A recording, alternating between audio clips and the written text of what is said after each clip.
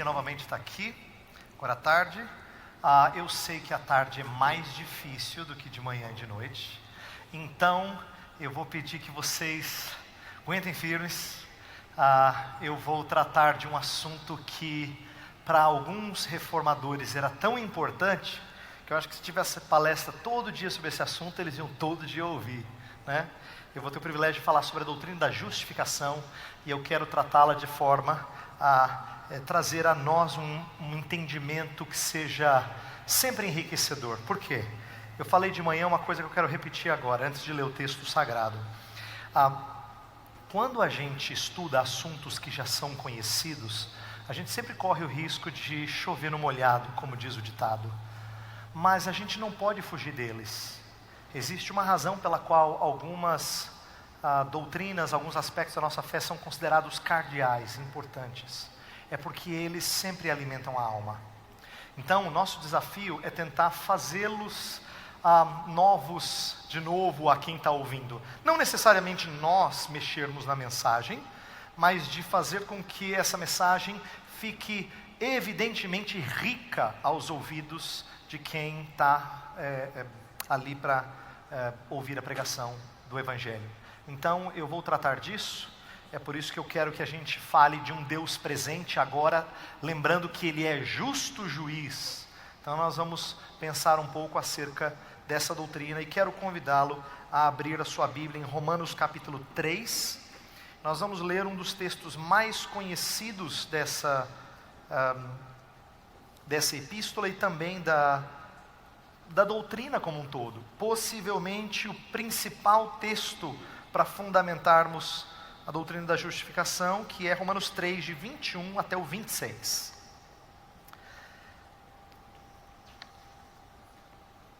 Romanos 3, de 21 a 26.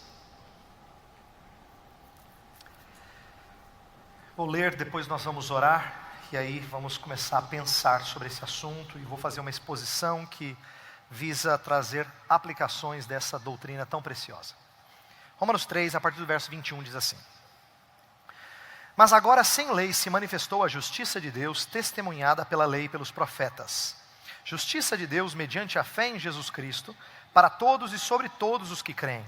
Porque não há distinção, pois todos pecaram e carecem da glória de Deus, sendo justificados gratuitamente por sua graça, mediante a redenção que há em Cristo Jesus, a quem Deus propôs no seu sangue, como propiciação, mediante a fé, para manifestar a sua justiça, por ter Deus, na sua tolerância, deixado impunes os pecados anteriormente cometidos, tendo em vista a manifestação da sua justiça no tempo presente, para Ele mesmo ser justo e o justificador daquele que tem fé em Jesus. Vamos orar de novo, feche os seus olhos, vamos pedir a orientação do nosso Deus. Pai Celestial, nós cremos que a Tua palavra é a verdade.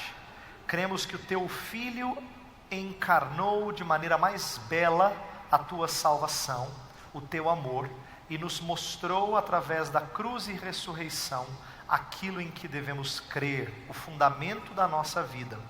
E agora o Teu Espírito nos dá entendimento dessa mensagem chamada Evangelho.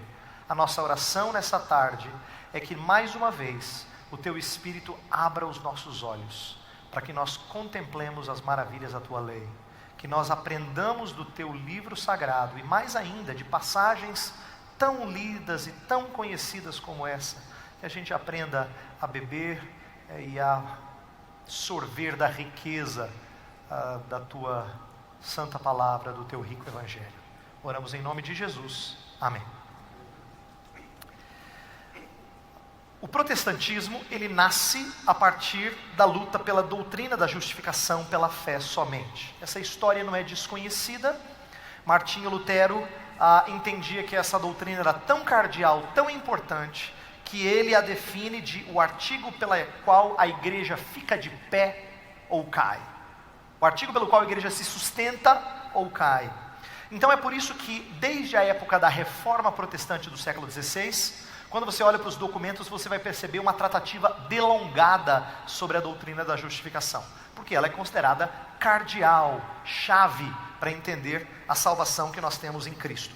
E é bom que a gente entenda que certas doutrinas, elas não são assim, aprendidas na teoria. Muitas vezes, elas se tornam mais reais por causa da nossa própria experiência. Por exemplo, na história da igreja você tem um Agostinho de Hipona, pai da igreja lá do século IV e V, que passa a entender a ideia de pecado original por causa da sua própria experiência, como sendo elucidativa daquilo que ele estava enxergando nas Escrituras. Algo parecido acontece com Martinho Lutero. A doutrina da justificação pela fé fica muito preciosa para ele, exatamente por causa da experiência de vida dele. A Lutero deu muita ênfase a essa doutrina porque foi uma descoberta pessoal para ele. No final da sua vida, na verdade, no prefácio à edição de 1545 dos seus escritos em latim, ele narra sobre o seu tempo de jovem, enquanto monge, quando a expressão justiça de Deus aterrorizava a sua alma. Na verdade, ele diz que ele tinha uma certa ira de Deus, por causa dessa ideia de justiça. Deus é justo, ele ouvia isso, e isso o atormentava. Tanto é que ele passava boa parte da sua vida monástica, se exercitando na piedade, pelo menos achando que estava exercitando na piedade, através de orações, vigílias, jejuns, boas obras, e isso não aquietava a sua alma. Ele tinha um conselheiro chamado Staupitz, e ele chamava esse conselheiro e confessava todos os seus pecados, até aqueles que nós normalmente consideraríamos mais insignificantes. E Staupitz às vezes tinha que dizer: Lutero, fica quieto, é demais, confessa pecado o tempo todo, você só peca. Lutero se sentia assim mesmo, só pecando o tempo todo. Então, Lutero entendia que aquilo incomodava, e ele diz que ele nutria uma fúria velada contra o Deus que pune pecadores. Mas, na sua peregrinação espiritual, ele descobre que a justiça de Deus, em Romanos, não é o castigo de Deus, mas é a provisão divina para a nossa redenção. Ele chama essa justiça de justiça passiva. Deus não está atacando-nos, mas recebendo o castigo para a nossa redenção. É por isso que ele chama uma justiça passiva com a qual o Deus misericordioso nos justifica pela fé. E ele diz que a sua alma encontrou alívio, nasceu de novo, quando ele mudou o entendimento dessa justiça de Deus em Romanos. Então é por isso que a doutrina nasce como sendo tão importante. A razão de eu chamar a atenção dessa doutrina e falar sobre ela nessa tarde, é porque nossa sociedade não tem a ideia de um Deus justo muito claro na sua frente. A ideia de estar na presença de um justo juiz, como Lutero tinha, não é muito parte da nossa cultura. Não faz assim parte da maneira como o brasileiro entende o seu jeito de viver. Tanto é que muitas pessoas têm uma consciência de algumas coisas erradas, mas ela é sublimada. Qualquer coisa que a consciência diga que seja expressão de que está no erro, isso é sublimado. Por isso que a Escritura fala que a ira de Deus se revela contra toda impiedade, todos aqueles que suprimem a verdade. Eles empurram a verdade, eles não ouvem aquilo que as suas consciências lhes dizem. E nesse sentido é diferente de Lutero. Porém, a consequência é parecida com a de Lutero. E isso é curioso, porque isso faz com que a gente junte e una gerações de uma forma que não é verdade que aquilo que Lutero disse lá atrás não seja útil para o pessoal hoje. Por quê? Ambos, não importa se Lutero e os monges dos seus dias, como as pessoas de hoje que não atentam para um justo juiz, todos eles acabam tendo uma visão míope sobre sua bondade. Sempre. Esse é o resultado. Elas têm uma visão muito míope, muito deformada da sua bondade, de como eles são melhores do que outras pessoas. E uma visão amenizada do ser humano permeia a nossa cultura. Eu costumo dizer por aí uma coisa muito comum de brasileiro. Tem certas coisas que brasileiro diz quase que 100% das vezes. Uma delas é dizer assim, tem dois tipos de pessoas nesse mundo. Tem gente boa igual você, gente do bem, de família, e tem aquele pessoal lá corrupto que trabalha em Brasília. É como se tivessem castas espirituais. Tem gente boa igual você, gente do bem, de família, honesto, trabalhador. E tem aquele pessoal dos presídios ou da política. Isso é típico de brasileiro que acha que os de lá são diferentes dos de cá.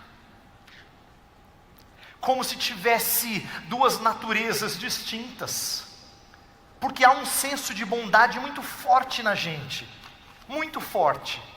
Agora, isso não acontece só com gente descrente, não.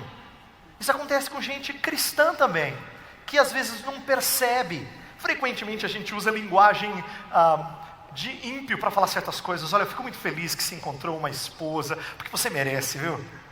A gente fala assim direto, né? Há um tempo atrás a Coca-Cola lançou um slogan assim, ó: os bons são maioria. Bem a cara de uma sociedade que se enxerga melhor do que de fato ela é. Lendo um livro do professor Carson, que está conosco nessa conferência, ele fala assim que a gente tem costume de olhar para um álbum de formatura e sempre procurar nossa foto primeiro. Não é? É uma tendência assim, você nem se treina para isso, é normal, é natural. Parece que vem assim, espontaneamente. Ou se não, quando você está pensando em conversar com alguém que isso te incomoda. Sabe aquela conversa assim que você fala, não quero ter, mas eu preciso ter. E aí você fica imaginando aquela discussão, e na sua cabeça você já ganhou a discussão. Parece que na sua cabeça você nunca perde. Ela vai dizer isso, mas eu vou dizer isso para ela vai ver. Você sempre ganha. A gente tem um conceito de nós mesmos que é muito maior do que deveria ser. Em outras palavras, sem perceber, nós nos colocamos de uma forma mais decente do que indecente. Isso vai em contraste com tudo aquilo que o apóstolo Paulo quer apresentar na Epístola aos Romanos. É por causa dessa tendência que nós temos de nos ver melhores do que de fato nós somos, e uma tendência que permeia o ser humano, é que ele escreve Romanos 1, do verso 18 até o capítulo 3, verso 20. Ele gasta um bom trecho dessa epístola para provar que todo mundo é pecador. A gente já está acostumado com esse texto, então a gente esquece de entender a lógica dele. Mas na verdade, no capítulo 1, Paulo está tentando mostrar que aqueles que não têm lei, os gentios, os que não tiveram a palavra, eles fazem coisas que mostram a sua idolatria. E eu fico imaginando o judeu ouvindo aquela mensagem de Paulo, dizendo, é isso mesmo, Paulo, manda ver, eles estão precisando ouvir. Pode descer a lenha, desce o fogo, Paulo.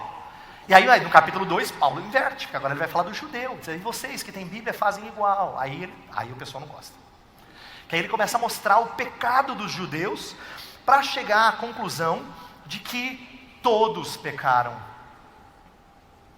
Todos pecaram e carecem da glória de Deus. Então no capítulo 3 ele chega nesse ápice, dizendo, não há um justo sequer, nenhum. Todos pecaram, não há um justo. Por que essa verdade é importante? Por que ela é importante, essa ideia de que só há um tipo de pessoa no mundo? Não tem dois tipos de pessoa no mundo, só tem um tipo de pessoa no mundo, pecador. Por que essa verdade é tão importante? Porque às vezes nós nos esquecemos de que todos os pecados que nós praticamos, na verdade, são quebra do primeiro grande mandamento. Todos. Não importa o que você faça, você em primeiro lugar quebra o primeiro grande mandamento, que é amar a Deus sobre todas as coisas. E deixa eu dar um exemplo aqui, para mostrar que pecado, acima de tudo, é contra Deus. Independente de quem você ofenda, ele é a pessoa mais ofendida. Lembra quando Davi peca com Batseba, e surge uma criança a partir desse relacionamento fora do casamento, e aí fica aquele tempo sem confessar o pecado, depois vem o profeta, ele confessa o pecado, escreve o Salmo 51, e afirma no verso 4, pequei contra ti somente. Se você parar para pensar nessa frase, você diz assim, não Davi, eu não acredito que você disse isso. Vamos falar sério. Você pecou contra Batseba, porque você forçou, colocando-a numa situação muito desagradável diante do rei. Você pecou contra a criança, que não tinha nada a ver com a história, mas você pecou contra ela. Você pecou contra Urias. Você pecou contra o exército, pedindo para o governante, pedindo para colocar Urias na frente de batalha. Você pecou contra a nação de Israel. Você pecou contra a sua família, porque diz que a família dele acaba recebendo castigo por conta disso. Ele pecou contra todo mundo, não tinha ninguém contra quem ele não tinha pecado. Mas na hora de escrever o Salmo, ele fala, pequei contra ti somente. Por quê? Presta atenção. Porque o que torna o pecado tão horrível não são as suas ramificações sociais, mas sim sua relação vertical. É isso que torna pecado tão vil. Porque acima de tudo, ele é uma ofensa a Deus. E é isso que Paulo quer mostrar em relação a qualquer pecado, não importa qual. Por isso que ele começa a epístola expondo isso. Mas, graças a Deus, a epístola não acaba no capítulo 3, verso 20. Senão seria desesperadora, seria assim só deprê. Lê Romanos e fala assim, meu Deus, Romanos, vou pregar em Romanos. Não, hoje a gente fala de pregar em Romanos como sendo uma coisa animadora. Mas por quê? Porque tem Romanos 3, 21 em diante. Até o 20 é só chapuletada. Mas no 3:21 ele fala assim, agora, deixa eu apresentar a vocês a salvação que há em Cristo Jesus. A ideia não é tanto de um contraste entre duas épocas, mas de duas relações, de quem depende ou não da lei. Então eu quero tratar dessa justificação que Paulo apresenta como sendo remédio para a humanidade inteira afundada no pecado. E eu quero tratar aqui consciente de que tudo que eu disser nos próximos minutos vai ser pouco para expor Romanos 3, de 21 a 26. Eu tenho convicção disso. Porque praticamente todo teólogo diz que ali tem tanta teologia, ali é arquivo de teologia zipado. Tá? Tem tanto, você tem que tirar e descompactar. Tem tanta coisa que eu vou passar assim só superficialmente. É só para te dar gostinho, para você estudar mais, tá bom? É só para você falar assim, puxa, eu tenho que aprender mais disso. Eu preciso ir atrás desse assunto, porque tem muita coisa bonita aqui. E eu vou só conseguir tratar de alguns aspectos, mas me faz entender o porquê que Lutero se apaixonou por essa verdade. E porquê que ele não deixou de anunciá-la até o dia da sua morte, como ela trouxe alívio à sua alma. Eu gostaria de apresentar muito rapidamente, mas 7 características da justiça com a qual Deus nos justifica. Se nós estamos na presença do justo juiz, então a gente tem que lidar com a justiça que procede dele. E eu quero apresentar então algumas características dessa justiça, e a gente vai em cada uma delas buscar trazer alguma aplicação para o nosso dia a dia, para a nossa realidade, tá? Então a primeira característica dessa justiça, que Paulo trata aqui em Romanos 3, a partir do verso 21, é que essa é uma justiça sem lei. Uma justiça sem lei. Olha o verso 21. Mas agora, sem lei, se manifestou a justiça de Deus, testemunhada pela lei e pelos profetas. A primeira coisa que Paulo vai apresentar aqui é que essa justiça, ela não se obtém mediante o cumprimento da lei. Não se obtém mediante o cumprimento da lei, porque mediante o cumprimento da lei ninguém conseguiu, ninguém atingiu o padrão. Deus não aceita 7, nem 8, nem 9,5, nem 9,9. Tiago nos lembra muito bem que se você peca uma só vez e transgride um só pecado, você se torna transgressor de toda a lei. Aí as pessoas às vezes não entendem, falam assim, mas isso parece injusto. Não, não é injusto. Por acaso um criminoso tem que quebrar todas as leis do nosso país para ser chamado de criminoso? Não. Basta que ele mate uma só vez e você já coloca o rótulo, criminoso. Pois é você. Transgressora. Pecador. Basta um só. Então o padrão de Deus é muito alto, por isso que ele não pode ser pela lei, ele é sem lei. No que diz respeito ao nosso desempenho. A justiça que se obtém sem cumprimento da lei. Isso é uma coisa surpreendente para os judeus, porque essa justiça foi testemunhada pelo Antigo Testamento. Lá fala assim, pela lei e pelos profetas, no final do verso 21. Ele está fazendo referência ao Antigo Testamento, apresentar algo que já estava muito claro desde o início.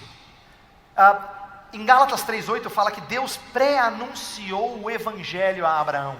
O Evangelho não foi uma coisa que apareceu com Jesus Cristo e todo mundo disse, uau, então agora sim, agora vai dar. Antes não dava porque era pela lei de Moisés. Não, nunca foi pela lei de Moisés.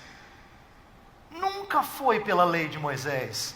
A lei de Moisés, na verdade, evidenciava a falha do povo de Israel. Então, é importante que você entenda que o Antigo Testamento não é um período de teste difícil, e o Deus do Antigo Testamento, ele é mau. Não, e o Deus do Antigo Testamento, que doçura, que homem simpático. Às vezes a gente cria essa imagem para as crianças. Às vezes a gente cria essa imagem para nós mesmos, como se Deus fosse distinto de geração em geração. Ele é o mesmo, ontem, hoje e o será para sempre. Ele é o mesmo Deus que lá atrás tinha lei, mas anunciava a salvação não mediante o cumprimento da lei. Então, Deus sempre fez assim. Inclusive em Romanos 4, Paulo faz questão de expor a vida, ainda que muito rapidamente, a vida do grande líder judeu que era Abraão. Para dizer assim, olha, Abraão, aquele que vocês muito admiram, pois ele também foi salvo não mediante o cumprimento da lei. Não foi, senão teria sido mérito dele, obras dele. Capítulo 4, então, é uma exposição de que Abraão não estava isento de erros. E é bom que a gente se lembre disso, porque às vezes a nossa memória é seletiva. Você ouve Abraão no começo do capítulo 12, e Deus fala assim, sai da tua terra e da tua parentela e vai para uma terra que eu te mostrarei. E Hebreus 11 exalta essa atitude de Abraão, diz que ele saiu sem saber para onde ia. Você fala, esse cara tem muita fé. Só que esse cara não tem tanta fé assim. Porque no capítulo 15 ele chega para Deus e fala assim, olha para as estrelas do céu, fala, Senhor, não estou conseguindo filho, Senhor. Aí Deus fala assim, está vendo essas estrelas? Eu vou dar descendentes assim, ó. Aí diz que ele creu em Deus, e isso lhe foi imputado para a justiça. Aí você fala, agora vai Abraão. Mas aí capítulo 16, Sara fala no ouvido dele, e ele resolve deitar-se com a serva, e tem um filho por um meio ilegítimo. E aí Deus aparece a ele 13 anos depois do nascimento do menino, e fala assim, no capítulo 17, anda na minha presença e sê perfeito. E Deus renova a aliança com ele. Mas quando renova a aliança com ele, você fala, não, agora Abraão, agora vai, eu sei que vai. Mas no capítulo 18, está lá Sara descrendo e rindo na tenda de que ela vai ser mãe aos 90 anos de idade. O tempo todo você vê esse patriarca e a sua esposa temendo e não acreditando totalmente nas promessas de Deus. Então não é verdade que eles foram vibrantes e sempre constantes na sua fé. Não, e muito menos perfeitos em suas obras. É uma justiça sem lei. Segunda característica, essa é uma justiça mediante a fé. Por que é importante eu dizer isso? No verso 22 fala assim, justiça de Deus mediante a fé em Jesus Cristo. Mediante a fé em Jesus Cristo. A ideia é que fé é colocada como instrumento. Esse mediante, a preposição dia no grego, é para mostrar essa instrumentalidade da fé. É a preposição que é usada no verso 24 para falar de redenção, mas a função da fé é distinta. E é importante eu explicar isso porque há muita confusão no meio evangélico sobre o papel da fé na questão de salvação. A fé não é a causa da salvação no sentido de aquela que opera, mas ela é o instrumento pelo qual se toma posse da justificação, aqui que nós estamos conversando. E é importante que eu diga isso, porque em tempos passados, e ainda hoje, existem alguns evangélicos que têm a impressão de que Deus, Ele olha para você, Ele vê a sua fé e Ele aceita você pela sua fé. Não, Deus não baixa o nível e depois de exigir lei, Ele fala, tudo bem, eu vou exigir só um pouquinho de fé e já está bom. Deus não é assim. Nós estamos na presença do justo juiz. Ele não pode abrir mão do seu padrão de justiça. Então a verdade é que fé nunca é contada por Deus em lugar de justiça. Ela é o instrumento pelo qual a justiça de outro se torna nossa. Calvino falava que ela é a boca com a qual você se alimenta. Mas ninguém depois de uma refeição fala assim, ainda bem que eu tenho uma boca. O elogio sempre é para a comida, porque a comida é que sustenta. A comida é o que nutre. A boca não tem que ser elogiada. Elas são como as mãos do mendigo. Ninguém diz assim, eu fui dar um dinheiro para o mendigo, mas ainda bem que ele tinha mão, senão não pegava. Não. Seria tolice exaltar isso, porque na verdade são mãos vazias de quem não tem nada, e pede tudo o que precisa. Fé então é reconhecimento de que nós carecemos do mais básico. Assim como o ato de respirar, algo necessário para sustentar a vida, não pode ser exaltado o seu sistema respiratório se não tiver ar. Em outras palavras, de nada vale respirar se não houver ar, de nada vale a boca se não tiver pão, de nada vale as mãos se não tiver algo para preenchê-la. Então, nesse sentido, fé é muito distinta de boas obras. E por que eu estou destacando isso? Essa justiça mediante a fé. Porque o mediante tem que ser entendido devidamente. Eu vou dizer como a gente falha em entender esse mediante. Hoje em dia, nós temos muita gente preocupada mais com o ato de fé do que o conteúdo da fé. Pastor, tenho muita fé, sei que vai dar certo. Não importa se tem muita fé ou pouca fé. Houve um servo que veio pedir em favor de um querido seu e ele disse: Senhor, eu creio, ajuda-me na minha falta de fé. E Jesus honrou. Porque Jesus não vai dizer assim: muito bem, 9,5 na prova de fé. Na verdade, nós estamos invertendo as coisas, dando valor ao ato de fé, quando na verdade é o conteúdo do que você crê que tem que ser exaltado. Você quer ver como pessoas fazem a coisa invertida na igreja? Alguém vem e faz alguma coisa na igreja, canta, ou fala, ou prega, ou ensina, ou vem dar um testemunho, não importa o que. E aí fala algumas bobagens, ou canta algumas bobagens, e diz assim: tudo bem, foi sincero de coração, Deus vai receber. Nós exaltamos mais sinceridade do que conteúdo. A gente acha que sinceridade compensa. Por quê? A gente está acostumado a pensar que é o ato nosso, voluntário, que Deus olha e fala assim: que belezinha. Deus não é assim. E na verdade é quando o nosso Deus é exaltado que a coisa anda de maneira bela. Em outras palavras, não importa o quanto você crê, importa em quem você crê. Importa em conhecer a Deus como de fato Ele é. Não é a qualidade de nossa fé, mas o Deus em quem cremos, que nos garante redenção e toda sorte de bênção.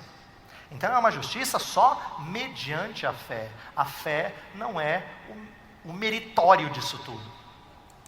Terceira característica: uma justiça para todos. Ainda no verso 22 diz assim: justiça de Deus mediante a fé em Jesus Cristo para todos e sobre todos os que creem, porque não há distinção. Essa ideia de justiça para todos é muito preciosa. Por quê? Paulo vai colocar, e ele já disse isso antes, mas no verso 23, que todos pecaram. Então, se todos pecaram, todos carecem. Mas não só todos carecem, a justiça é disponível para todos. A ideia é que não há barreira étnica, ou política, ou econômica, ou social, que separe alguém dessa boa nova. Na verdade, a Escritura mostra que Deus é bastante inclusivo quanto a pessoas de grupos diferentes, de raças diferentes, mas Ele é exclusivo quanto a pessoas de fé diferente. Aí Deus não é inclusivo. Aí tem que ser a mesma fé, o mesmo Espírito, o mesmo Senhor, o mesmo batismo, a mesma verdade em Cristo Jesus. Portanto, nós estamos falando de uma justiça que engloba a todos. E eu quero destacar isso porque a gente tem que entender a beleza dessas coisas na medida que Deus vai trabalhando na vida da igreja. A disponibilidade de Jesus em alcançar os desprezados sempre foi motivo de espanto. Sempre. Por exemplo, quando ele conta a história do publicano e do fariseu. Você conhece a história, mas você tem que lembrar de ler a história como se você nunca tivesse ouvido essa história. E ele começa a contar e dizendo assim: e tem um muito religioso, sério, que trabalha na igreja, ele ajuda os homens, ele está no trabalho das mulheres, ele ajuda os jovens, ele ora, ele prega, ele ensina na escola dominical. E tem um outro que é assim, um bandido, rouba das pessoas, é desonesto. Aí você fala: pronto, acaba com ele. E Jesus surpreende todo mundo no final. Quem é que sai justificado? E ele fala: o publicano. Essa é uma história que surpreende a eles, porque ele não é o mocinho da história, mas ele bate no peito e diz: "Sê propício a mim, pecador." E Jesus diz que ele sai exaltado, porque quem se humilha será exaltado. Quando Jesus fala dos samaritanos sobre os religiosos judeus, lembra a parábola do bom samaritano? Passa um sacerdote, passa o outro levita, ninguém é aprovado, passa um samaritano. Você já está imaginando os ouvintes fazendo assim: ixi, agora então quero ver o que ele vai fazer. Vai chutar o cara na rua. Você tem que entender que a repulsa era tão grande que se o samaritano passa de largo, o levita passa de largo, na hora que chegasse o samaritano ia fazer uma bobagem ainda maior. E Jesus diz que não. Isso irritava aqueles judeus, porque um samaritano virou herói na história de Jesus. Como é que pode?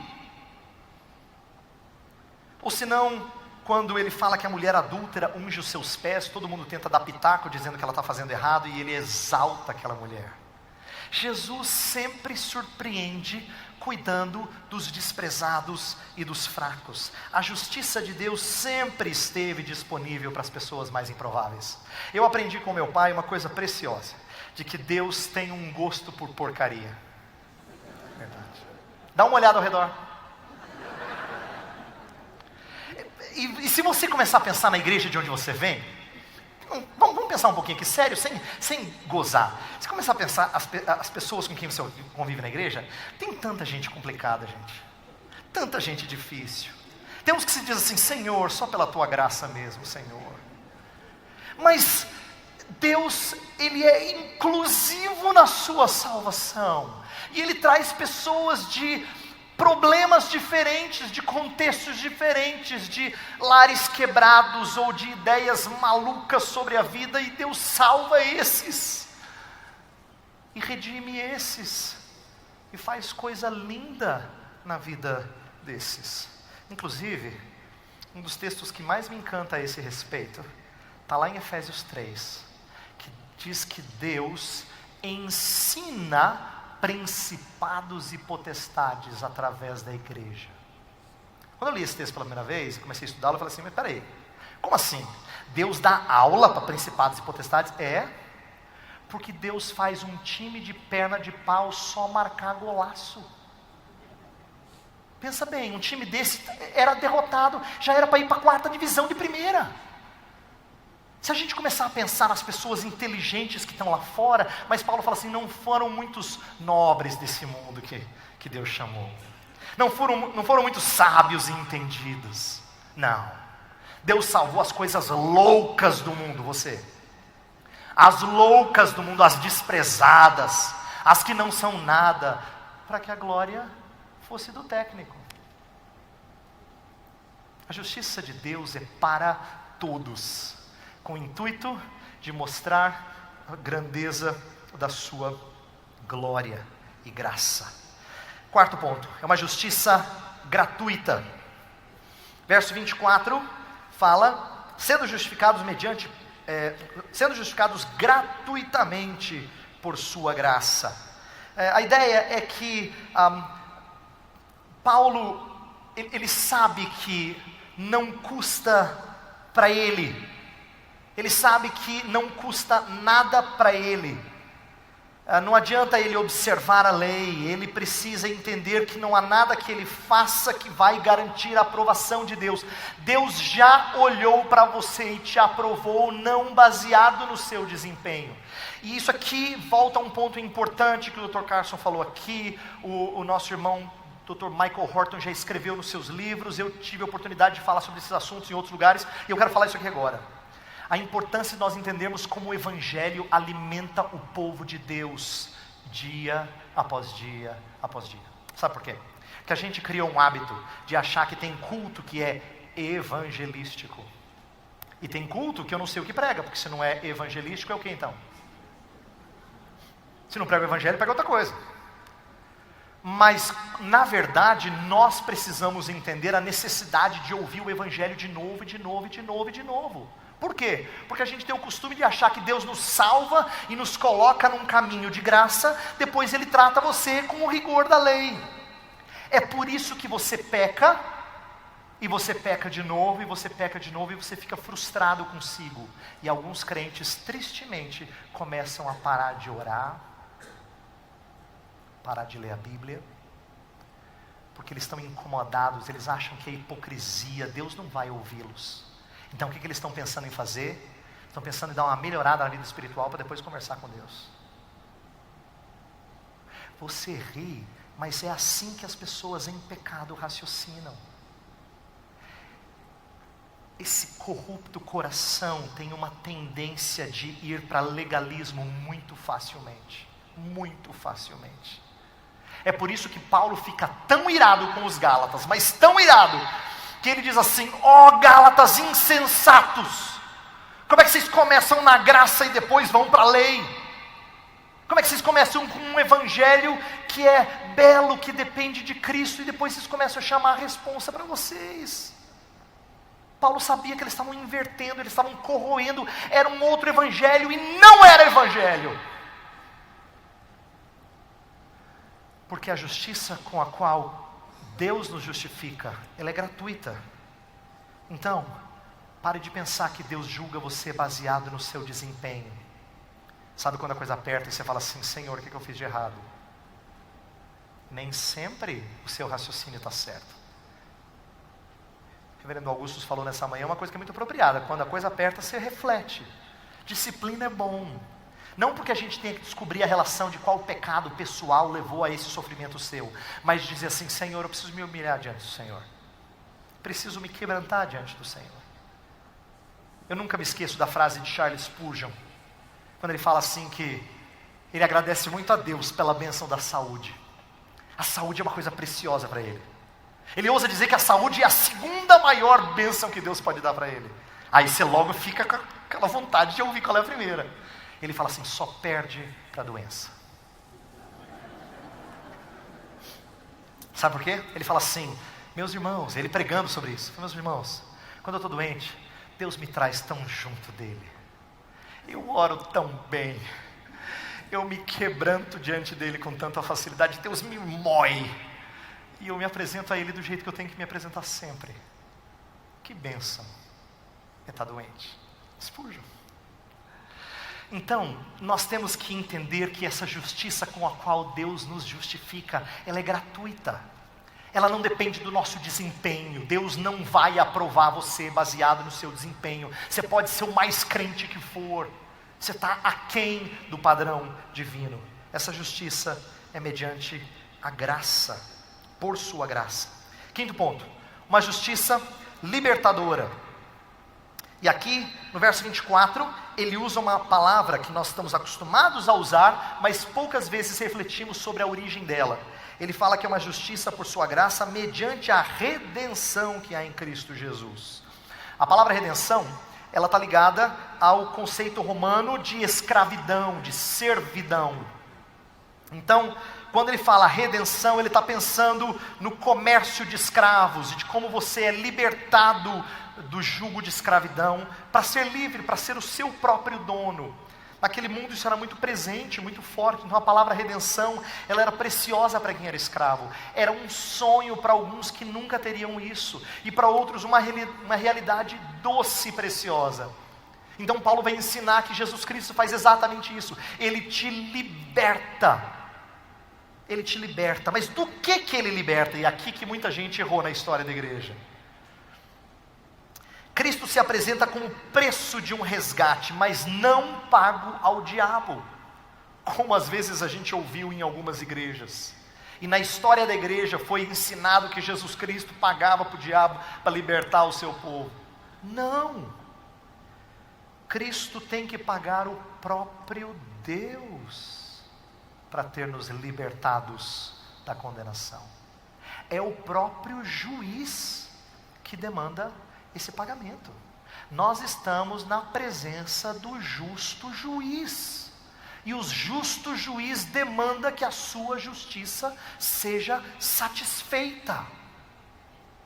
Portanto, nós temos que entender como isso é precioso. E aqui que eu aprendi algo com professores diferentes. Um deles, um americano chamado John Gershner, ele fala assim: justificação no final das contas é pelas obras, sim. As obras do nosso Salvador. É pelas obras, sim. Pelas obras do Salvador Jesus Cristo. Isto é, Ele tem que fazer muito para que seja pela graça. Em outras palavras, e algumas pessoas dizem isso, né? Não há nada de graça desse mundo. É verdade, nem a salvação. Ela é de graça para você, mas alguém pagou para que ela fosse de graça para você. E tudo que a gente recebe de graça, na verdade, tem um custo, alguém paga. E o nosso Deus exige pagamento de si próprio, do seu próprio Filho. Sexto ponto. Uma justiça apaziguadora. Verso 25 diz assim: a quem Deus propôs o seu sangue como propiciação mediante a fé para manifestar a sua justiça, por ter Deus, na sua tolerância, deixado impunes os pecados anteriormente cometidos. Essa palavra propiciação é muito rica e às vezes pouco explorada por nós, porque ela era muito clara para o judeu. O judeu sabia o que era o propiciatório, lá na época do tabernáculo, depois do templo, quando foram construídos os utensílios e a arca da aliança tinha aquilo que cobria. Aquilo era o propiciatório. Então a ideia de propiciar é de cobrir o pecado do Senhor, proteger-nos da ira de Deus em relação ao nosso pecado. Se a ira de Deus se revela do céu contra toda impiedade e perversão dos homens, Romanos 1, então precisamos resolver o problema da ira. E Cristo Jesus faz exatamente isso. Ele propicia, ele torna Deus favorável, propício a nós pecadores. Essa é a ideia de propiciação. Diz respeito a aplacar a ira divina, pacificar o juiz. É por isso que o texto fala assim: justificados, pois, mediante a fé, temos paz com Deus. O juiz não está mais relacionando-se conosco de maneira bélica ou condenatória. Nós temos paz com Ele. Não há nada mais que exige isso, que Deus exige de nós em termos de pagamento. Agora, eu preciso explicar com muito cuidado aqui, porque algumas pessoas, quando falam desse assunto, dão a impressão de que Deus é mau e Jesus Cristo é bom. Jesus Cristo vai lá, sofre, só para agradar o Pai. Aí o Pai fala: tá bom, vai. Não é isso, porque a Escritura fala que a propiciação veio do próprio Pai, que entregou o seu Filho. 1 João 4,10 fala que a propiciação provém do amor do Pai. 1 João fala muito de amor, e é o capítulo que fala que Deus é amor. 2 versos depois fala que é o amor de Deus que impulsiona Deus a propiciar os pecados, isto é, aplacar a ira dele mesmo sobre nossos pecados. Ela é a provisão para que o amor pudesse realizar seus propósitos de maneira consoante com sua santidade. E aqui que eu preciso falar de uma palavra que muito mal entendida no mundo e às vezes até no meio da igreja, a ideia de que nós temos paz com Deus. Eu quero falar um pouquinho sobre isso, porque Jesus Cristo falou assim: deixe-vos a paz, a minha paz vos dou, não vou lá dou como o mundo a dá. Então é uma paz diferente do mundo. Como? É bom que a gente trate disso. Como? Porque não é ausência de conflito ou ausência de tribulação. Não é isso. Ausência de conflito para o mundo é paz. Quando eles falam de paz mundial, eles não querem mais guerra. Mas a paz que Jesus Cristo deixa, ela pode e existe mesmo em meio a conflito, mesmo no meio de tribulação. A paz de Deus, que excede todo entendimento, aparece em meio a conflitos. E é bom que eu diga isso, porque as pessoas têm um conceito de paz muito zen. Sabe, eu estou procurando uma igreja porque eu queria assim estar em paz com Deus. Na verdade o que elas querem dizer é: eu queria estar em paz com os meus próprias falhas, meus próprios erros. Eu ouvi certa vez um pastor muito sabiamente dizendo assim, que as pessoas vão para a igreja a fim de se encontrar. Aí ele fala assim: você está olhando para o lugar errado, você tem que encontrar outro, não você. Seus olhos são virados para fora, não para dentro. Você não tem que se encontrar, você tem que encontrar Deus. Você não tem que ter paz de espírito, você tem que ter paz com Deus. Em outras palavras, o seu problema não é consigo mesmo. Eu não consigo me perdoar. Claro que consegue. Quero ver Deus te perdoar. Seu padrão de justiça está lá embaixo. O de Deus é inatingível. Seu problema não é consigo mesmo, é com Deus. É com Deus. E a gente precisa dizer isso às pessoas. Dizer que o problema dela é com Deus.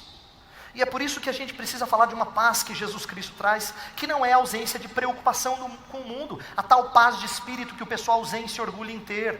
Não é uma paz consigo mesmo. que se aquieta com o que tem e faz. Não, a paz de Jesus é com Deus, é estar reconciliado com quem mais importa. É por isso que eu amo aquele texto de 2 Coríntios 5 que fala que nós estamos reconciliados com Deus. Você pode sentar na mesa sem ter vergonha de olhar para Ele e dizer assim: eu vim aqui tomar uma refeição na sua casa, porque você foi reconciliado com Ele. A ideia de que você foi trazido e não há mais barreira. É uma justiça apaziguadora. Ela traz paz. E como é bom estar em paz com o justo juiz. Eu posso estar com dificuldades com quem quer que seja. Se eu estou em paz com o justo juiz, eu já tenho tranquilidade em minha alma. Eu tenho uma vida de descanso e conforto. Por último, e a gente vai terminar com isso. 7ª e última característica: a justiça que honra o Senhor. Uma justiça que honra o Senhor. No final do verso 25, fala que Deus deixou impunes pecados anteriormente cometidos. E aí você se pergunta: se deixou impunes pecados anteriormente cometidos, então Deus fez vista grossa. Só que o texto vai mostrar que Ele não fez vista grossa. O verso 26 vai explicar o que Deus fez. Então olha o verso 26. Tendo em vista a manifestação da sua justiça no tempo presente, para Ele mesmo, isto é, Deus, ser justo e o justificador daquele que tem fé em Jesus Cristo. Deus não pode simplesmente justificar o ímpio. A Bíblia fala que Deus não inocenta o culpado. Deus não pode simplesmente proferir uma palavra e falar assim: ó, está perdoado, tá bom. Isso seria ir contra quem Ele é, seria ir contra a sua natureza, o seu caráter. A Bíblia diz que o Senhor tem de reagir contra o pecado com santa indignação. E é importante você entender isso, porque isso dá mais vida à ideia da cruz. A cruz não é só uma demonstração de quanto Deus te ama, e Ele vai lá e fala assim: filho, morre lá por ele, só para eles verem quanto eu amo. Não, é expressão da santa ira de Deus contra o seu pecado, contra as vezes em que eu e você cuspimos na cara do Santo de Israel. É por isso que em Hebreus fala assim que era necessário que derramasse sangue para que houvesse remissão de pecados, porque sem derramamento de sangue não há remissão de pecados. Era necessário, está baseado na própria natureza de Deus, no caráter de Deus. Um teólogo chamado John Murray, ele disse que a cruz foi a maneira que Deus demonstrou não só o seu amor, como a sua justiça. É importante isso, vou dizer por quê. Olha só o que ele afirma. Ele está falando de como a expiação, a morte de Cristo na cruz, ela é necessária. E ele vai explicar por que ela é necessária. Ele faz uma pergunta excelente: por que Deus não podia realizar os propósitos de seu amor para a humanidade pela palavra de seu poder ou pelo decreto de sua vontade? Por que Deus não poderia simplesmente dizer assim: perdoado, está declarado? Aí ele faz uma segunda pergunta: se dissermos que Ele não podia, então a gente está dizendo que Ele não tem poder. Se a gente disser que Ele podia, mas não quis, a gente está dizendo que Ele não é sábio nem bom. Então por que Ele não fez assim? E aí esse autor passa a explicar a necessidade de Deus agir em conformidade com o seu caráter. Isto é, Deus não pode negar quem Ele é. Por isso que Ele, para não ser injusto, Ele envia o seu próprio Filho, para que Ele seja justo com o seu Filho e misericordioso com você. Eu aprendi isso em aula de teologia. Às vezes meu pai me perguntava assim: filho, Deus foi justo ou misericordioso com você? Aí se eu falasse assim, misericordioso, ele dizia: mas e Deus não foi justo? Se eu falasse justo, quer dizer que Ele puniu você de acordo com os seus pecados? Eu estava travado em qualquer um das duas respostas. Mas eu aprendi que Deus não é um nem outro, Ele é os dois. Ele manifesta a sua justiça na pessoa do seu Filho, para que Ele derrame da sua graça e misericórdia na sua vida. Assim Deus honra a si mesmo duas vezes. Ele quer ser o justo e o justificador daqueles que o amam, daqueles em quem Ele colocou o seu coração, aqueles que têm fé em Jesus. Justo e o justificador. Nessa hora, eu preciso lembrar você quão importante é falarmos de um Deus que é justo juiz, mas falar da justificação pela fé como doutrina que traz beleza e não terror à ideia de estarmos perante um justo juiz. Deus é confiável. Deus é alicerce seguro. A razão que deve trazer conforto a nós é que quando Deus exige do seu filho, Ele não mais exige de você. Isso seria ser injusto por exigir pagamento 2 vezes. Então não pense que Deus está te castigando. Ele não castiga você. Se Ele fizesse, Ele seria injusto. Ele nunca pede pagamento dos pecados. Nunca. Ele trata você como filho, e filho nunca paga, só recebe a devida disciplina. Quando um filho quebra um vidro da casa do vizinho, o pai não fala assim, vai ter que trabalhar e pagar. O nosso Pai Celestial não faz assim. Ele tira do dinheiro que era para sustentar a sua família e paga. Mas ele fala assim, filho, você vai ter que aprender através de disciplina. Eu queria que você entendesse aqui, eu vou terminar, falando de como a Escritura ela é muito rica. Eu só falei de justificação e só um pouquinho, mas de como Deus nos trata não só como réus agora absolvidos. Deus faz outra coisa lindíssima depois disso, que também é legal, assim como justificação é uma declaração legal, forense, isto é, do judiciário. Deus faz outra coisa que também está no âmbito legal, que é a doutrina da adoção. Deus não só absolve você de suas culpas, Ele chama você para morar na casa dEle. Ele te faz filho. E Ele faz uma coisa incrível com você. Ele coloca você para ser representante de Estado. Você que outrora era inimigo de Estado, agora vai ser embaixador de Cristo. Coisa louca. Que chefe de Estado que existe nesse mundo que pega um inimigo de Estado dos mais procurados no mundo e fala assim, agora ele vai ser embaixador da nossa nação. Ninguém em sã consciência faria isso. Só Deus. Não é à toa que essa mensagem é chamada de loucura para os gregos. Ela é loucura, porque Deus pega aqueles que outrora eram réus, né?